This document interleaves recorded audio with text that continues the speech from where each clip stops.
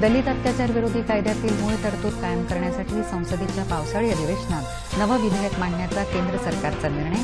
Atrocity कायदा बोथट झाल्याच्या प्रतिक्रियांवर सरकारची पावलं.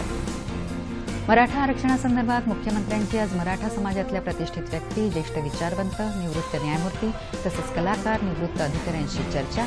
आरक्षणाबाबत मान्यवरांची मतं जाणून घेणार. आसाममधल्या राष्ट्रीय नागरिक नोंदणी यादीवरून तृणमूल काँग्रेसच्या नेत्या ममता बॅनर्जी यांची विरोधी पक्षांशी मोर्चे बांधणी.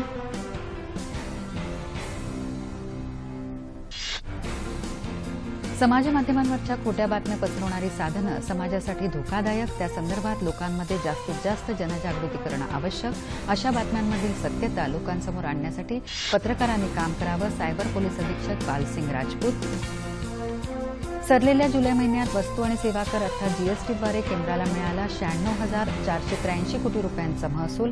दरमहा 1 लाख कोटींच्या महसुलाचं लक्ष्य.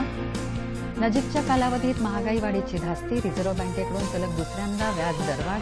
कर्ज महाग होण्याची शक्यता. राज्यातल्या आरोग्य सुविधांचा आढावा घेऊन शासकीय वैद्यकीय महाविद्यालयांच्या अधिष्ठातांकडे असलेल्या औषध खरेदीच्या मर्यादा वाढवाव्यात. मुख्यमंत्री देवेंद्र फडणवीस यांचे आरोग्य विभागाला निर्देश.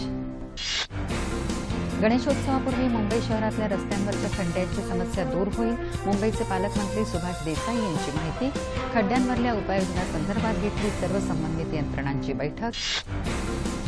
परभणी आणि वाशिम इथं राज्यातली 2 केंद्रीय विद्यालयं स्थापन करायला केंद्रीय मंत्रिमंडळाची मंजुरी.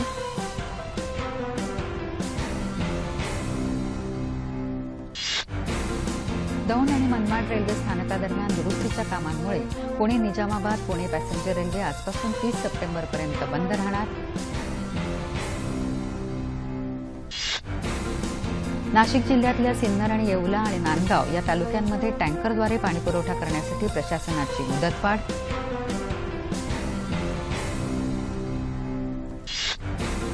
अकोला शहराला पाणीपुरवठा करणाऱ्या काटेपूर्णा धरणात 36.42% जलसाठा.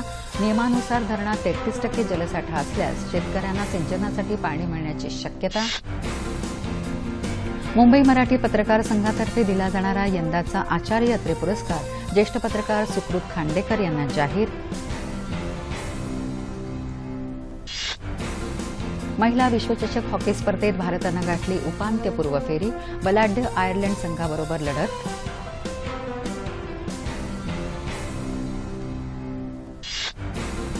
आणि जागतिक बॅडमिंटन स्पर्धेत भारतीय बॅडमिंटनपटूची दमदार आगेकूच.